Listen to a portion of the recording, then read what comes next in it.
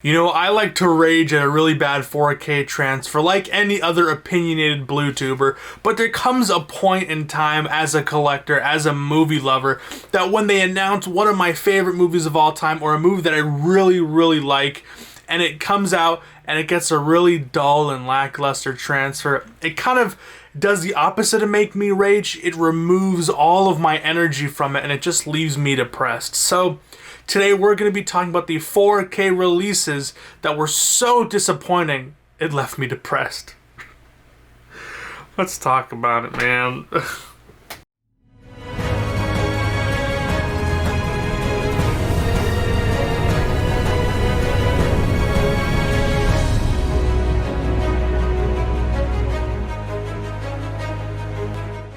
Alright, now, so for this list, I'm not going to be talking about overall, like, really bad transfers. Some of these are decently bad, but for the most part, these are 4K transfers that are so lackluster, that barely is an upgrade from Blu-ray, that mainly made me feel empty and hollow inside for the amount of money I paid for to get it day one. So if you got this for under 10 bucks or 5 bucks, whatever, but these are for, you know, what the company expects to get for these releases and the effort that they put into. So some of these you've probably heard in other lists, but for some of these you probably haven't heard people talk about. At least I haven't really heard that many people talk about when talking about disappointing 4K transfers. Starting off with Jurassic Park. Now this is a case where the transfer itself isn't inherently terrible per se, but it does disappoint with the potential that there was. You know, while there is HDR, some pretty decent HDR that does really uplift details in certain darker spots, but it is riddled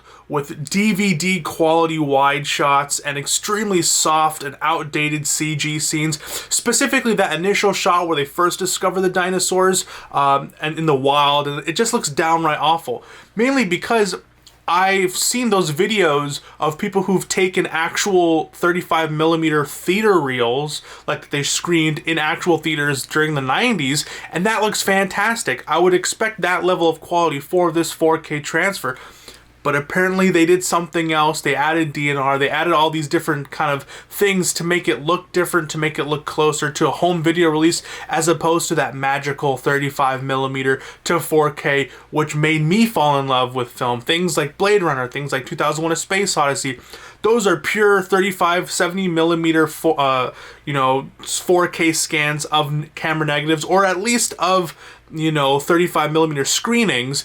Those look fantastic. So why didn't they do that for this? I have no idea. It could have looked amazing. I highly recommend you check out that 4K, or at least the 35mm 4K scan of Jurassic Park. It looks fantastic. Colors are amazing.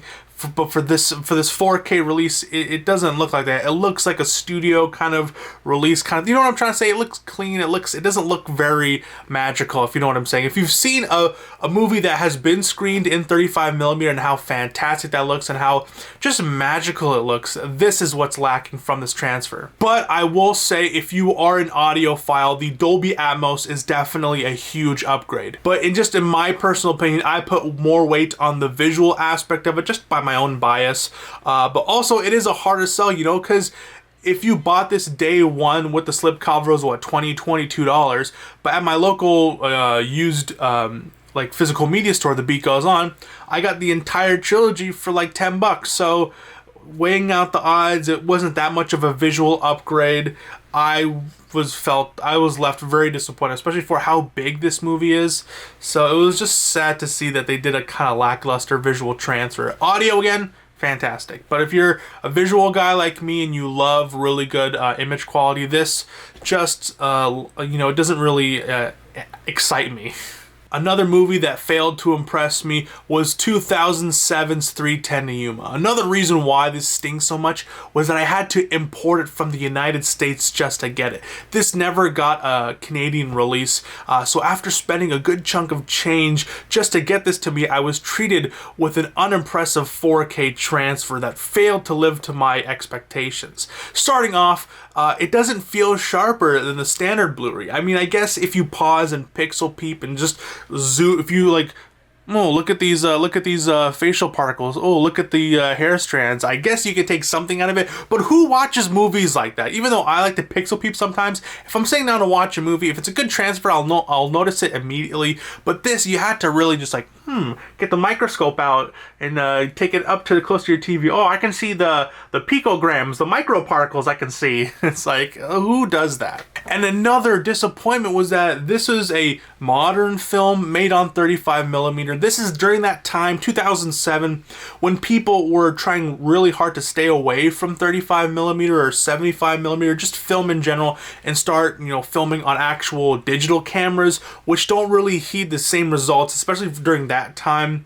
When it comes to 35mm. So it's like, oh wow, okay, we're gonna have modern filmmaking with 35mm, because again, it's 2007, there isn't much, time for film to degrade, for film to have speckles and all that kind of stuff. So I thought this was gonna look fantastic. So what happened? And then I did some research, and one of the biggest sins that they committed was that they didn't do a 4K scan of the original camera negative. Why would you not do that if it's a 4K movie from a 35mm print? But in fact, it was actually recycled from the same 2K digital intermediate as before, rather than remastering the original camera elements. This is just lazy and downright unacceptable. Not to mention that the film itself is riddled with several soft, poorly resolved segments throughout the entire film.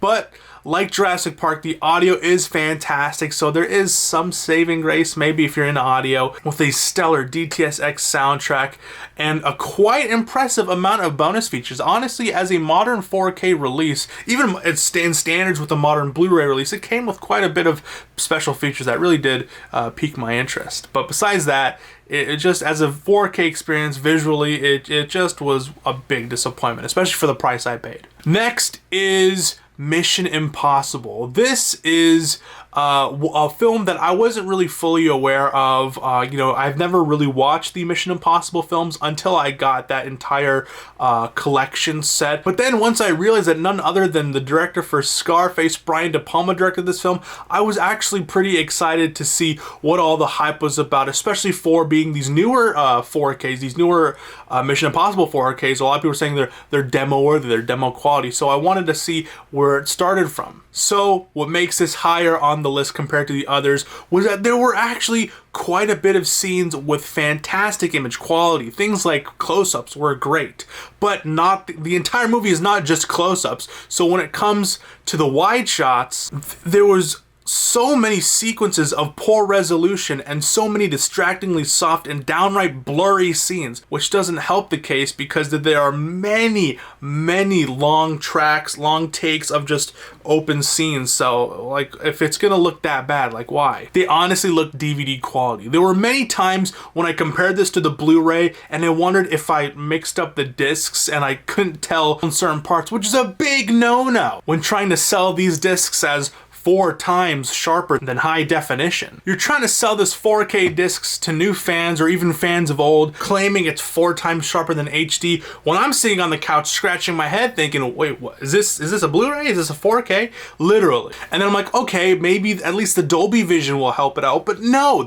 When you hear things like, oh, it's gonna have HDR, it's gonna have Dolby Vision, you think it's gonna be an uptick, but no. While the black levels are inky, there is huge amounts of detail crush. And when it comes to the white levels, there's also blooming, so it's like, damn. And the detail is soft. It's like, fuck, dude, this is such a, what a waste of money. Thankfully, I got it used on sale with the whole set, so it softens the blow. But imagine paying, when it first came out, maybe $25, $20 with the slipcover. It's like, geez, just for a lackluster transfer. Because I know a lot of people are trying to collect them individually. Like I know 4K D-Ray. I think he has the first one. He has them all individually, but he's looking for the slipcovers for those. And like the second one is going for insane prices. So there is people who are buying these individually. So when you do get them and it's a lackluster transfer, it's just like, fuck, god damn it. But thankfully, as the series goes on, it goes from lackluster to demo worthy. Things like Ghost Protocol and Mission Impossible Fallout look absolutely fantastic. And now, the most disappointing 4K Blu that I've ever seen with mine own eyes is probably, you guessed it, Forrest Gump. damn. I hear a few people talk about it, but I don't hear the injustice that Forrest Gump is. I got 3 words to describe this 4K transfer. Digital noise reduction. God damn it, I hate. When will companies realize that not everyone hates film grain? Not every film needs to look like it was filmed on a red pocket cinema camera, and that people appreciate the fine detail that comes along with grain. What a disappointing transfer for one of my favorite films of all time. Just get that original Blu-ray, which still holds up to this day, especially in today's atmosphere. But like Mission Impossible 1, again, there are scenes of really nice detailed close-ups, but honestly, the DNR really hinders that. It could have been super detailed, but because of the DNR, it makes everyone look like wax figures. Am I watching a Tom Hanks movie, or am I seeing an animated puppetry from Madame Tussauds? Like, that's what it really looks like. And even then, there are still a few sequences of low-res shots, specifically, again, in those wide shots. And surprisingly, in low-lit shots, it looks pretty bad. But you'd think for a 4K transfer having Dolby Vision, it'd be resolved. But no. And what's most fucked up about this 4K transfer is that you can actually see how they messed with the original film stock, as the digital manipulation is clear as day compared to the original Blu-ray. With a really good Dolby Atmos track, I'm surprised the visuals didn't get the same treatment. Damn it. So those were my 4 4K Blu-rays that I saw that were so disappointing, that left me depressed and wondering why I'm doing this in the first place. What's the point? I keep getting screwed over.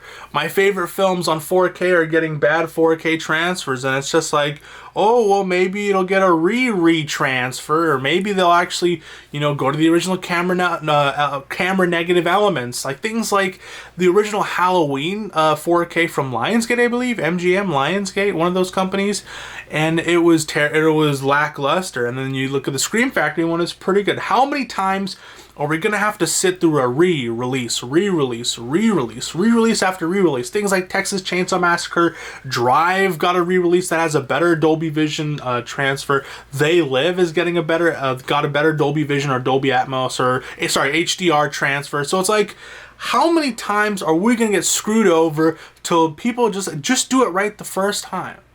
You know? It's hard being a collector nowadays. It's hard being a film lover, and it's hard to advocate for physical media when at some points it feels like that production company is just manipulating us and using us. Oh, these are fans of the actual film. We know that they'll love the film. We'll know that they'll just eat it up. Things like, oh, if we put it in a metal case, they'll buy it. Or, ooh, if we put limited edition on the slipcover, they'll definitely buy it this time. So it's like, I'm done, I'm sick, I'm tired, and I'm sad. So anyway, sorry for the downer, guys, but I just wanted to let my grievances known, especially after paying quite a bit to get some of these 4Ks to me, just for it to be lackluster transferred. It's not a really good feeling, and you guys are my best friends, you guys are my friends, so I kind of like to discuss it with you. I like to vent with you guys just to make myself feel a tiny bit better as therapy. You know, who needs therapy when I got a lot of really good friends out there in the YouTube verse and the Blu-ray collecting community? So that was the video for today. If you enjoyed it, please make sure to leave a like and subscribe. Let me know down below, what were some 4K transfers that left you disappointed? I heard a few things about Gremlins, but I saw Gremlins personally. I think it's a pretty good upgrade. Things like Clockwork Orange, which I recently just watched. Honestly, the camera, the elements itself were filmed like that. It's more of a stylistic choice as opposed to the actual 4K transfer. And when watching it, it was pretty good. You know, it's not the greatest, especially compared to super high budget things like 2001, like The Shining. It's not going to be that great. But it still is a pretty decent transfer, especially compared to that Blu-ray, that really old Blu-ray that came out, which had all these really bad film elements and, you know, dirt and grime and film degradation. So it's an upgrade in that point. But again, yeah, let me know down below, what were the most disappointing 4K Blu-rays that you bought this year, last year, whenever, and let me know down below so I can, because I'm still pretty new to collecting. I've only been collecting for about a couple years now, and I have about 300 4Ks. Yeah, so let me know down below. Anyways, again, if you enjoyed this video, please make sure to like and subscribe. I've been Mason from the Lacklustre YouTube channel. Please have yourself a good day, night, evening, afternoon, morning, whenever you're watching this, and until I see you guys next time, have a good one. Peace out.